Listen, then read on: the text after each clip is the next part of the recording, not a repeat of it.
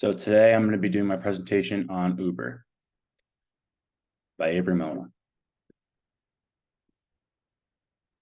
So a little bit of background information about Uber. Uber's origins can be traced back to 2008 in Paris, France. According to Investopedia, while attending a Leave Web conference, which is an annual tech conference, Travis Kalanick and Garrett Camp came up with the idea. So after the conference, the two were trying to find a taxi for roughly an hour, and they thought to themselves, what if you can request a taxi from your mobile device? And after the two returned to their towns, Camp remained fixated on this idea and came up with the app called Uber. And so originally it was called ubercab.com. So this is where it starts to get very juicy. So a female Uber engineer out of the company's sexist culture in a 3,000-word blog post in February of 2017. Uber's corporate culture was allegedly highly hostile, sexist, and offensive, and most people in the months that followed, a number of high-level employees were let go or resigned due to the allegations that came up across them. A board inquiry was called following the blog post and was led by former U.S. Attorney General Eric Holder, known as the Holder investigation. According to Uber, more than 20 staff members were found guilty and fired as a result in the investigations. The investigation also included 47 recommendations aimed to help improve the work environment and culture of Uber. Both the CEO of the company were haunted by the scandals for the months to come.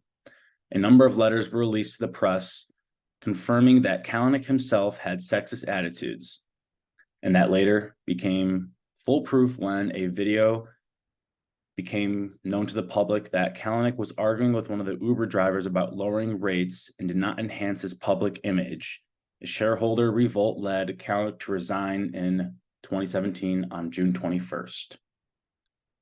So as you can see, the graph starts in 2016 and ends in 2018. Right when 2017 started in Q1, obviously the allegations happened in February. The stock dropped. It just tanked. All of their revenue just bounced back, and they couldn't find a way to get back until this was the outcome. So in 2019, Uber became publicly traded, but people weren't able to buy shares of the stock before this. So in 2017, this had little to no effect on the public. But that did not stay the same for Uber. They lost $4.5 billion, but with the changes in CEO and all 20 employees that were fired or resigned, its revenue jumped back up in late 2018 and early 2019. Seeing that Uber is highly used in the world today, it seems shocking that they had lost so much. No one wanted to use a company that was sexist and had a bunch of lawsuits filed against them, or a CEO that was also performing these acts as well. The primary concerns were basically that Uber was corrupted and on the downfall. But the new CEO, Dara Kalinowski, had other plans to reform the company, and he did. And he is now the current CEO till this day. The message that Uber was trying to get to the public is that they are not the same company, but does the public agree to that?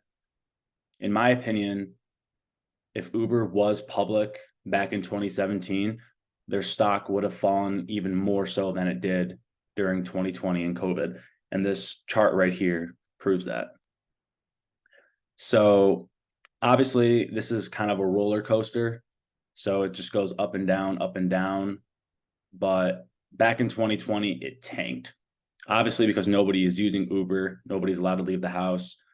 But I think that in 2017, if Uber was publicly traded, their stock would have been a lot lower than it was in 2020 and remained a lot lower.